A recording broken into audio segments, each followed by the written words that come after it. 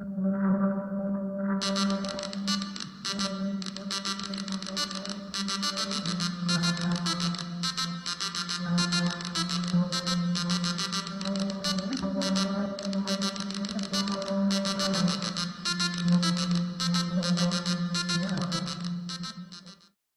my personal life, Harley represents total freedom to me. Okay, I mean, fuck the laws, fuck the rules.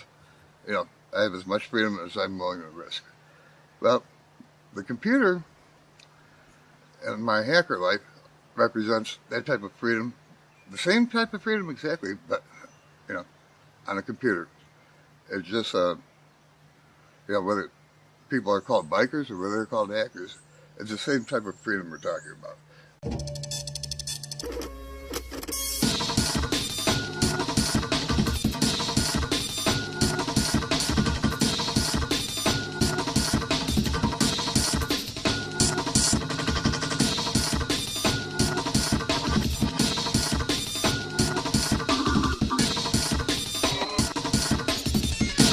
Hacking is simply hacking away at a computer keyboard until it does what you want it to do. That's all, nothing more or less. You can hack out a letter to Aunt Millie. It's just hacking away to do what you want it to do. The press has usurped our rightful title and handed it off to these 14-year-old twerps that crack into computer systems, and that bothers me.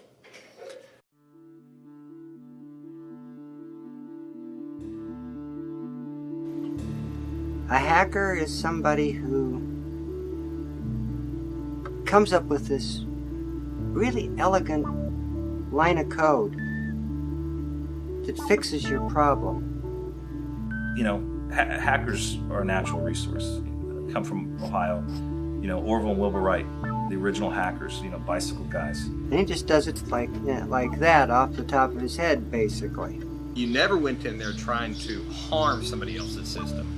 It was all about the wall and getting through the wall and figuring out creative ways under, around, through, whatever.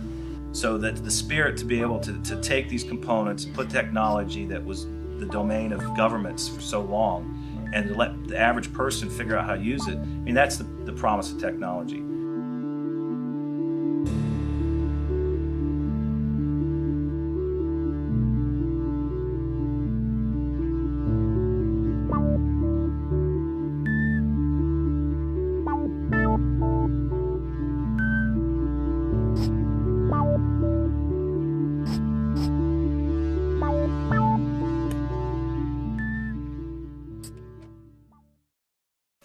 BBSs were just the way to meet other hackers. That was the main point.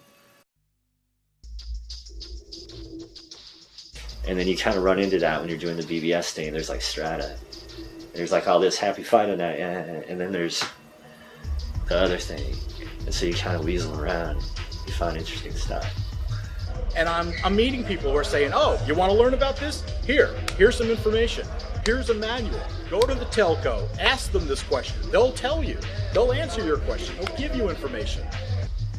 It was just so exciting that there's this, yeah, that's funny. There's like this underground of stuff going on and people hacking stuff and messing with things that the other mags weren't talking about. Because yeah, it was really exciting to see that, and the gears started turning, you know. A way to meet other people so you can learn about the system you're trying to hack, you know, and download text files, download FRAC, read about the system you know you found scanning. And that feeds the whole information drive. You start craving it. It's like a drug. I had pretty much stopped calling anything that didn't have to do with the computer underground in one sense or another. Didn't have time for it, wasn't interested in it, just stopped dealing with it at all. You basically knew by connecting to the board before anything happened just how you're logging into the board, what they have to offer. You know, you can tell just by what BBS software they're running. Certainly there was an aspect of the well, we're a bunch of pirates and they're a bunch of straights and la la la, but it was just more like, God, these people are boring. You know, you'd have to fill out a little essay about yourself and answer a bunch of questions. And what got me is that I could have got a credit card with less information than these BBS would want just to give me, you know, download access. You had to fill out a form, and you had to you'd have to send it back to the sysop. Then you have to give him his email. Then people get scared about giving the sysop the email. I believe the popular phrasing was, "Are you a cop?" Because they weren't sure if the sysop was a Fed or not. And then it would, they would get the email. Then they would have to do a callback verification to make sure your number is in place. So I'm serious, dude. This is how it worked. It was a painful process. I mean, there's tons of people all the time, you'd see trying to apply to bulletin boards when you go through the news or voting process that would somehow just stumble across an elite BBS phone number, and everybody would, that was the greatest for laughs, because you get to vote on them and put comments and be like, how the hell did this guy find this bulletin board phone number? I thought I was the shit, and then find out, no, I was nothing. I mean, they would ask everything. They'd ask if you knew what all these abbreviations stood for, and how long have you been part? What's your newest game? That was always my big one for getting into other bulletin boards. There was always a question that said, "What's your newest piece of pirated software?" So I would always just make up the name of a game. I'd be like, Bernie Johnson's Truck Rally 5. And then people would always be like, damn, like, wow, that's really just so new. I've never even heard of it. A lot of pirate boards were designed to look like some obscure system, like an old Unix system or whatever. And then once you log in, you get the pirate board. Sometimes there's special passwords to get in. We had a public arena, and most people thought that's all we had. And then there were back rooms and back levels and sub levels and so on. So I had, if you first logged on, you were a peasant. And maybe if you got a little more access, I can't recall, you were given a classic card or a silver card or a platinum card, different ways to go up the social scale. And when you did, you got access to more games or better discussion boards, places where people wouldn't be necessarily tolerant of people coming in there and flame baiting people and yelling at people or being very immature. Or even higher than that would be the more nefarious areas, pirating, hacking, freaking. We wouldn't just say, take anyone's word for it. I know you have elite. I don't know what you're talking about. As a sysop, I get emailed all the time. People want access to my elite section, elite this, elite that. And I never had one. I was actually always very paranoid about having one. Especially once I was like past 17, when I was 18 years old, I'm like, all right, now I'm really like, this is major reason not to have one. I think the best application forms written were by the humble guys. Do you have a girlfriend, and is she gonna get in the way? The whole elite thing wasn't a conscious thing or a stated thing. And oftentimes I would downplay it or not discuss it, crossing from one network to the other, because people get weird about it. Right. Or I'm going to spend all my time helping this person find a way into that network. And a lot of times it just didn't work out. So I don't think I ever actually,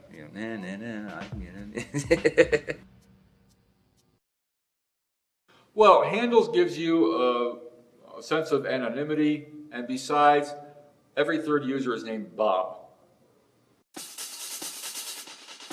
And you can't have more than one Bob. You can have Bob 2, Bob 3, or Curly Bob, or Bob's your uncle, or, a cool name. Handles.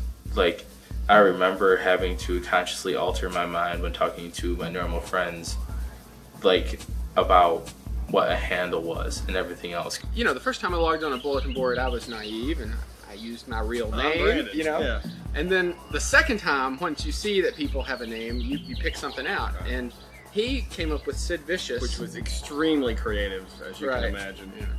And that, mind you, I didn't know who Sid Vicious was when he came up with the Sid Vicious I name. probably didn't know who Sid Vicious was when I came up with it. And then saw it in the news or something. And then I came up with graphic violence again because I figured there was a move on that there's too much graphic violence on television. So I said, oh, okay, we'll have graphic violence then. It's because it gave you a sense of being something cooler and much more independent than you normally would ever be for, a 10 or 12-year-old boy growing up in suburbia. I went by the alias The Almighty Set. Named after an Egyptian god.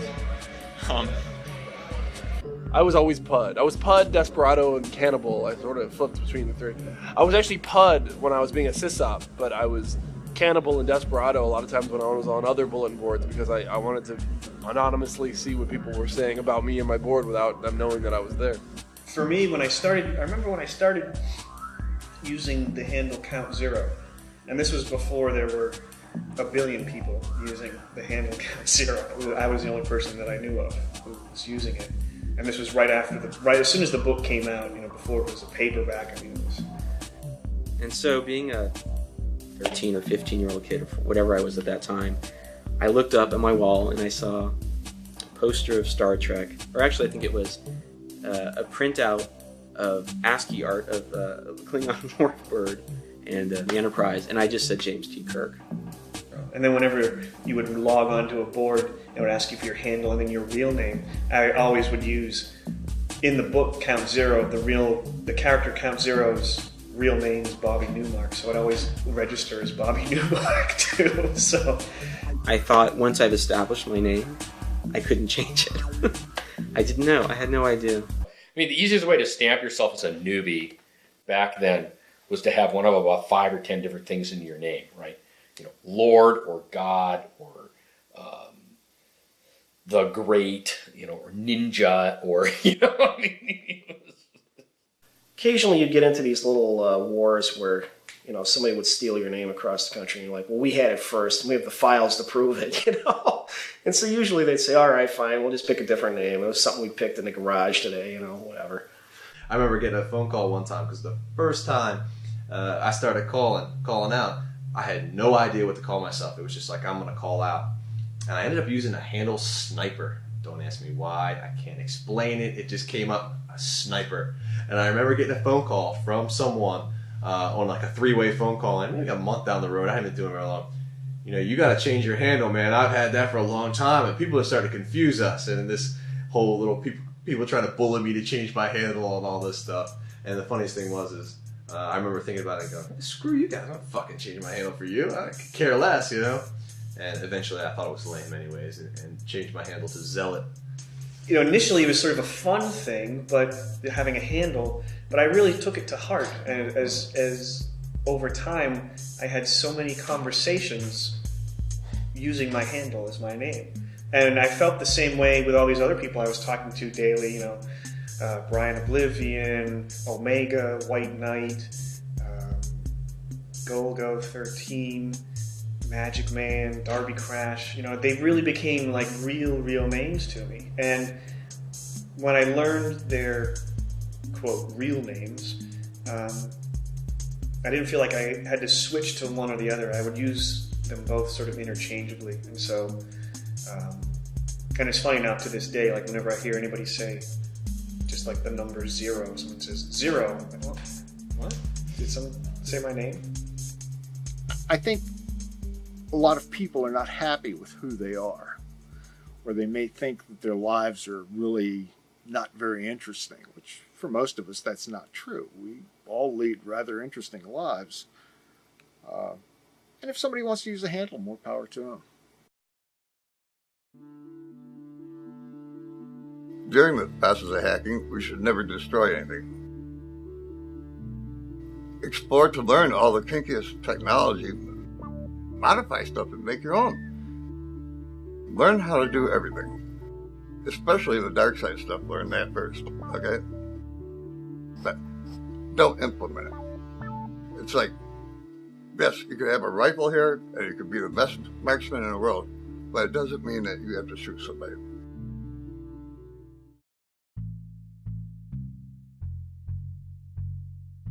Freaking means a lot of different things. Freaking basically covers the whole spectrum of fun with Ma Bell, fun with the phone company, different things you can do, and people will say that a lot of different things fall into the freaking category, which could be everything from something as stupid as stealing somebody's calling card number to something like getting change out of a payphone. I mean, there's a lot of different categories. Long distance calling back then, it was expensive. People today don't have any feeling for how expensive it actually was to pick up the phone, especially when you're trying to transfer 16K of data at 300 baud. It was a sizable chunk of change each month. And I was calling all over the country making long distance calls. You know, the phone bill that showed up one month was about that thick, and my mother just about had a heart attack. I had to go get a summer job to pay the phone bill off. My parents flipped out. They were basically, they're like, what the hell are you doing up there? But do you remember how much that bill was for? $350. The next one was $500. And at that point, my parents were like, "You got to get these bills down." Well, so that's where the freaking came in. There's no way you're gonna pay for that because you couldn't afford it.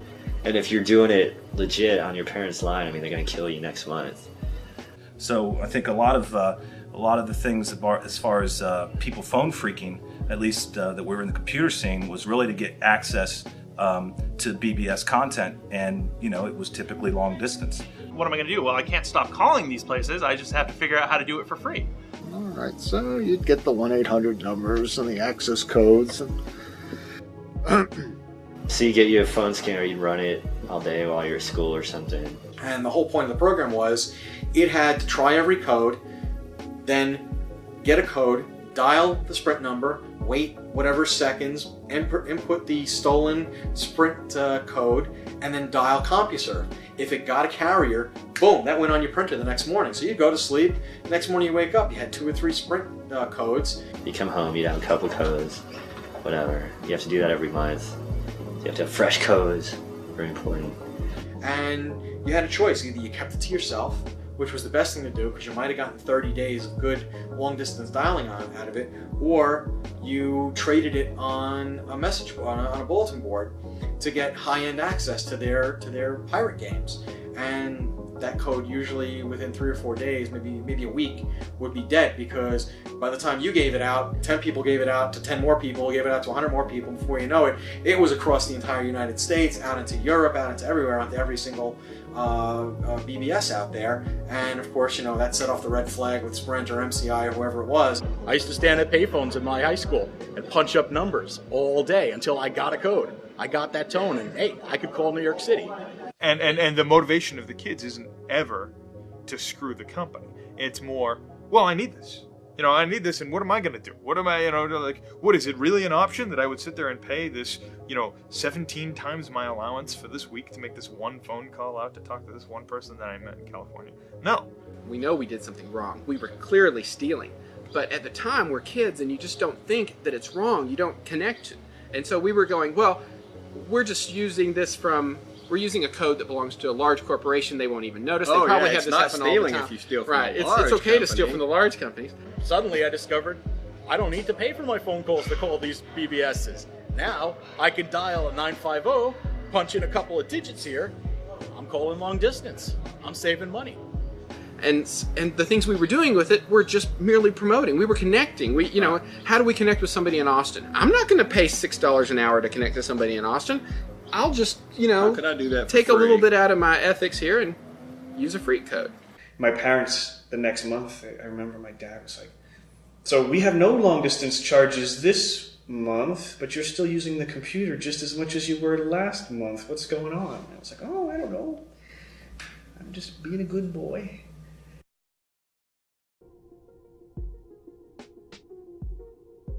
Sunny. I always remember Sunny. Oh, Sunny. It was a freak bulletin board up in New York.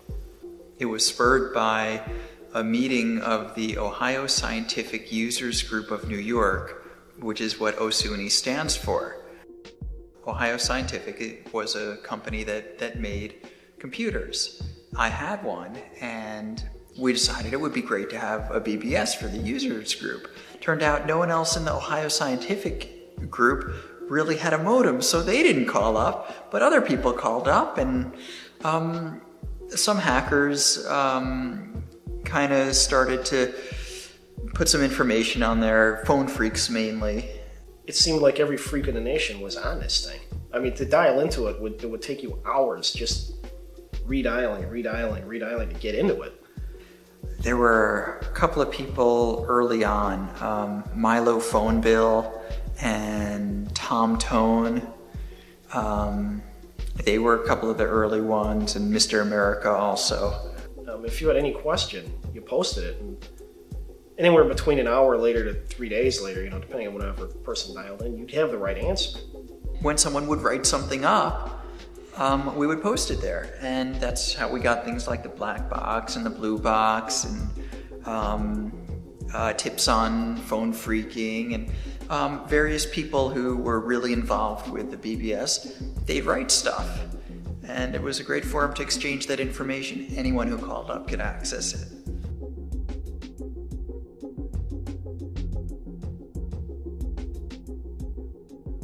I think what was interesting being on OSUNY at the time was the Newsweek article. It came out, and there was the name of a board that you're on almost every day mentioned in Newsweek, and as a young teenager. I mean, it was just shocking. It was pretty amazing that this guy wanted to write things like this.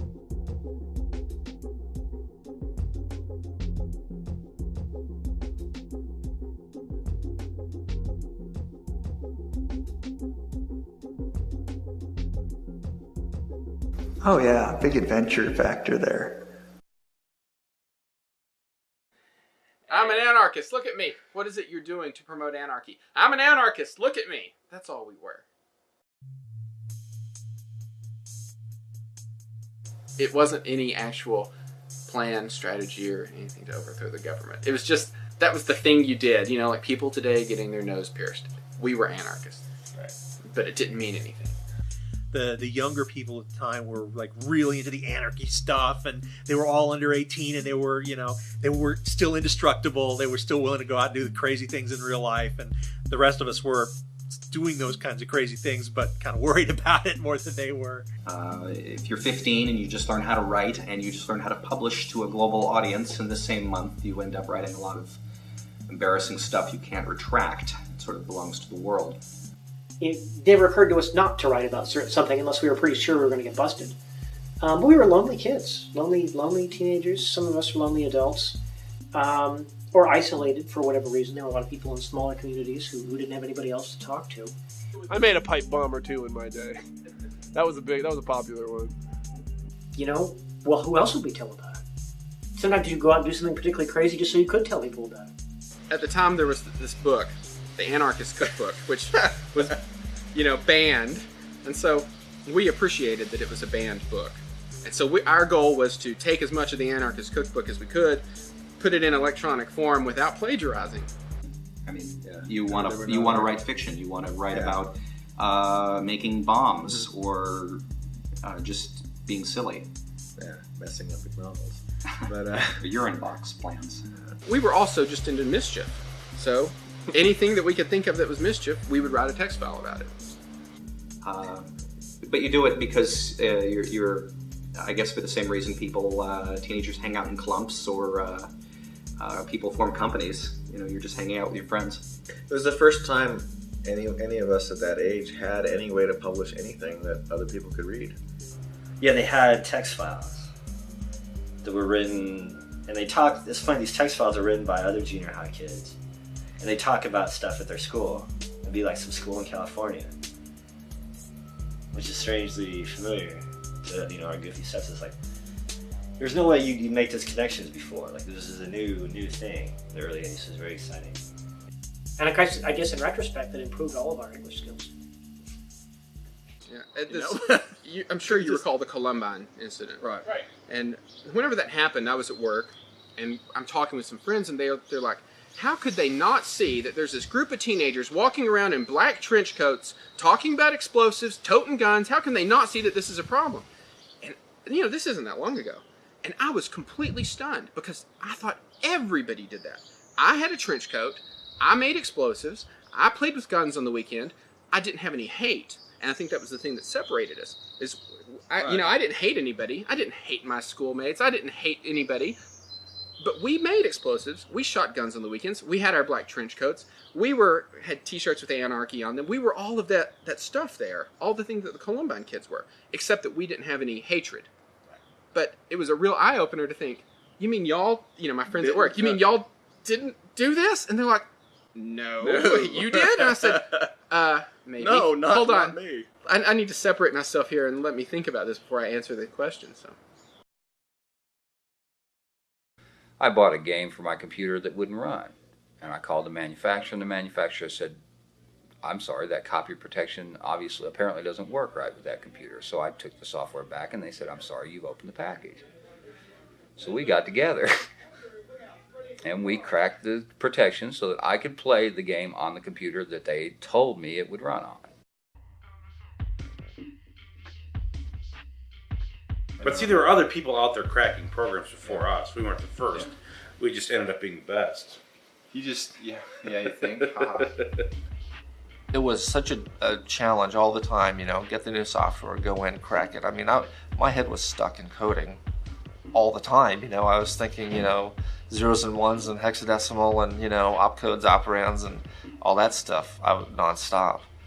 Back then, the language of choice for the platform, because they were so slow, was assembly and machine language. So it was difficult to learn, but once you learned it, reading it was straightforward, really. I picked it up so quickly, just with assembler and all that, and I was able to write all kinds of cool routines and programs, and then getting on the BBSs. And now, at first it was just there's a new game out. Well, there's a cracked version, there's a non-cracked version. Well, how do you crack them? Well, you open up the manual on machine language on Apple II, and then find there's 3 others on the market, and then you read about this thing on somebody's bulletin board, and next thing you know, you're sort of an amateur. It started with just neighborhood kids bringing me software, the regular retail box software from the store. Then I'd crack it. A lot of people knew how to copy software, but not a lot of people knew how to actually crack it. And you had a lot of people in town that could crack it. If you could crack it, then everybody called you bored because you're the first to have it. And so it just kept growing and growing that way. I think that's how I saw it. I can't recall anything other than maybe a couple of games being all that challenging. Although I know the software manufacturers spent an enormous amount of time and resources trying to copy protect this stuff, but to no avail. Really, for us, it was getting the game as fast as we possibly could. If that meant overnighting the game from, Datasoft or Broderbund or whatever, we would do that, and then when we'd get it, we'd have it cracked by morning. That was our thing. And then we could post on our bulletin board that we had the game, and that was, if you could do that, you were first to town. You're the king of the hill. That was the whole deal. Serious competition developed between different groups. These groups would compete with each other, and then with me as an individual in getting out, these new wares and who can get it out first. Because ultimately, whoever got it out first, their version and their name by extension would be the one that dominated. And if somebody else tried to trade their later crack into the system, it would simply be overwhelmed by the avalanche of whoever got it out first. They started the avalanche. We're using adult words now, but we were proud of the brand we were creating. I mean, that was a large part of it too. MPG was a brand, that's for sure. We didn't call it that back then, but yeah, it was a brand. That's the best way to describe it. It was something that we were contributing towards and trying to build fame on. I mean, the real sense of the word brand is you brand your horse, with a stick. Yeah. We were branding those wares with our logo, trying to create an identity. Yep. You didn't care about the game so much anymore. It was more about being first. Competition. Yeah. Classic hacking mentality race. Yep. Yeah. They were literally hungry. Literally. I mean, if somebody heard or knew that I had a new program I was working to crack, I was working on it, they knew. And I'd get calls nonstop. Is it ready yet? Is it ready yet? Can it go?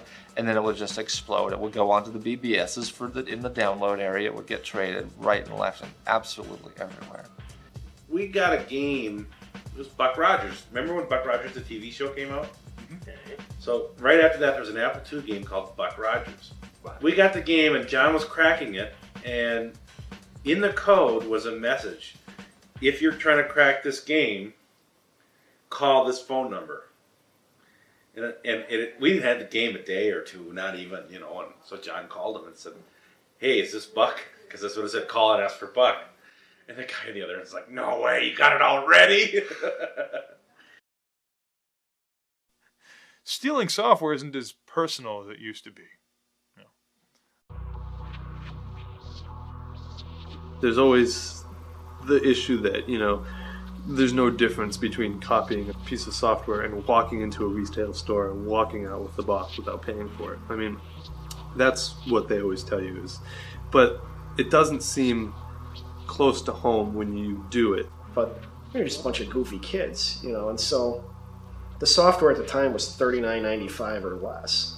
And when you're a kid and you don't have any money and you want stuff and it's there and it's free and there's very little to no repercussions that could possibly happen to you by being the small-time software copying.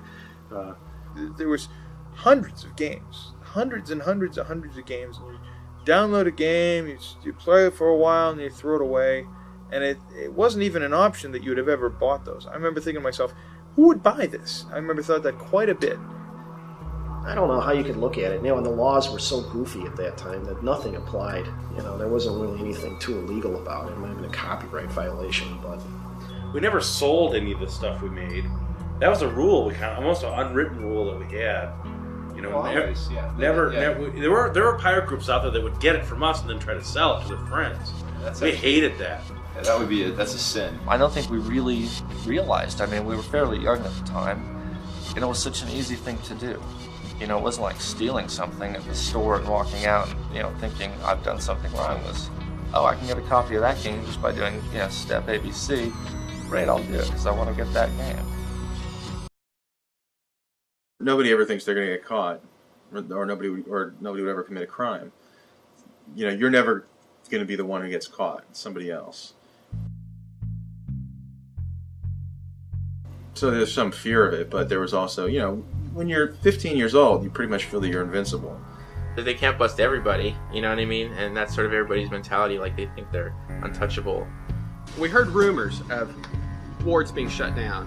And it was just rumors because I didn't know anybody personally. I couldn't pick up the phone and call them. That this board was taken down by the sheriff's department last night. My co-sysup's job was to run fucking hacker all day and get me as many codes as he wants. I didn't want to run it because I didn't want to get in trouble. We were hiding stuff in cereal boxes so that if they went through our trash, they wouldn't find it because it's inside the cereal box. And there was more than one occasion where we were sure we had been busted. Right. They were saying, oh yeah, and you guys are next. They know about you. And we were terrified, and we were kids. We didn't know that they can't come knocking at our door for what we had said, at least at the time. So, and he used to give me all these codes every day. We had a whole system where he'd put the codes into this area in my bulletin board. My bulletin board would use the codes, and then one day the police came to his house. They confiscated his computer, his monitor, all his printers, all this stuff. The worst part wasn't that he lost all of his computer stuff because of it. The worst part was that. His parents, he was 13, and his parents were like, what the hell are you doing? And I remember one night, us burning. I mean, because we lived out in the country, we had a burn barrel. Right. So we went out and we grabbed everything we had. We grabbed all our printouts, we grabbed everything that was, because we had heard one of our friends got busted. And we took it outside, and my parents, they had to have known something was up. It was, 11 o'clock at night, and we're out there burning stuff. And they're stolen everything. And I just keep thinking, my parents sitting there reading the book, what are the kids doing? Oh, they're out there burning evidence. What do you think they're doing? And they just didn't even, no red flags at all. And we didn't ever think it was a really big deal, and I don't think it was a big deal. I mean, maybe it was, $12 worth of calls a week or something like that, but it was a big enough deal that when they tried to really crack down on that kind of thing, they cracked down on it. What we're talking about is stuff that was never told in articles. You can talk about this BBS or that BBS or this person or that person and about this specific thing, but a lot of people never covered the philosophy behind it or the mentality. They weren't doing this because it was cool. They were doing it because they didn't have anywhere else to go where people understood them. These were people that they could connect with long distance or medium distance over the phone line. That was a culture. It was not pretentious. Absolute. It was real. People were talking about hackers as being these evil little uncontrollable kids who were messing up these established infrastructure systems to the point of anarchy, and anarchy alone. It was focused on kids breaking into corporate computer systems, shadowy hackers, there's a bit of sensationalism to it. It wasn't to do anything destructive or to steal anything or break things. It was to get in and explore. And yet in the media, people were just lambasting hackers as being the devil. And it was really, really frustrating. Back then, no one knew what they were doing with, that is, the authorities didn't really know what they were doing because, well, like hacking into a computer, well, what kind of crime is that? What did they steal, you know? What being a computer hacker is about is being 15 years old, having an excess of brains and hormones. You know, it's like, it's just basically being a teenager and wanting to like make mischief and learn stuff and you know, be curious and stuff like that. When you're 15 and 14, you don't have a car, you don't have a girlfriend, you got nothing but time, right? Especially during the summer, no school. So you've literally got, you know, 18 hours a day to just explore, you know? It's like a, you know, totally fits in with just being a male teenager. I think that's why you see these kids, 15-year-old kids, you know, in Europe hacking DVDs. I mean, thank God for those kids, right? Because they don't have anything better to do. No car, no girlfriend. And that's just what they do. That original period was really unprecedented. You know, I mean, obviously now you can say the current situation of the hacker underground is, it's the evolution of that original time. But that original time was so original. It had never been done before. I think it's the first generation of, you know, 13 to 17-year-old kids to be so empowered. Because that was the whole point of the bulletin board thing, was to find out what the new game was, or you know, or you know, that was for me anyway, because all you wanted to do was get the latest and greatest video game, you know, for the Apple II. That was the big reason why bulletin boards existed. My mother, I mean, she passed away 2 years ago in a car accident, but the last several years that we were talking about it, like the 4 years previous to that, we started talking about those days because I was 13 and the feds were coming by, and I never wanted to bring it up again, especially when it happened 2 more times. But she told me later that she thought it was the greatest thing, and she would tell all her friends at work how smart her son was to break into the Pentagon and do these things and be visited upon by the FBI, who she never met before. That was the big game. It was a competition to get who could get there first. Yeah. You know, whoever could crack it first, you'd have your name up in lights. 20 years later, now we're getting it in lights, but you know, here's the lights.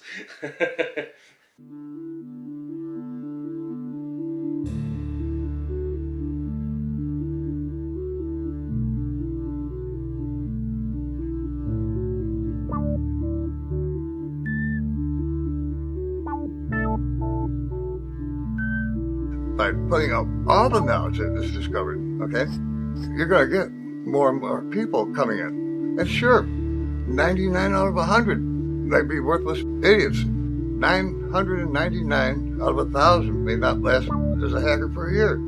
Only 1 out of 10,000 may ever make it to a decent hacker status. But you know what? If you're educating millions and millions of 13-year-olds with their first computer, and every night they're over there on their computers trying to hack into this and that, I mean, you have a thing that can never be stopped. Take 1 million new kids and give them all the information in the world. Let history decide who becomes what.